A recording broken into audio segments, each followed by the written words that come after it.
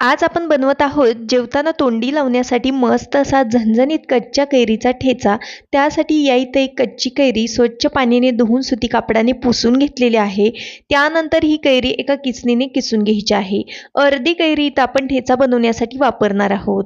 तव्यामध्ये अर्धा वाटी इतके शेंगदाणे थोड्याशा तेलामध्ये छान असे खमंग करपूस होईपर्यंत भाजून घ्यायचे आहेत.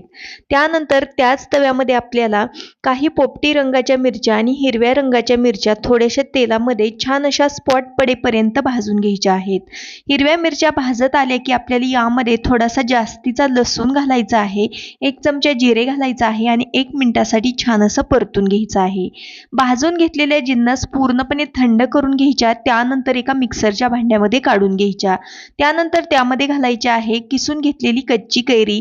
चवीकरता मीठ घालायचं आहे. फ्रेश कोथिंबीर घालून मिक्सरला जाडभरड असं वाटून घ्यायचं आहे. मस्त असा कैरीचा ठेचा बनवून तयार आहे.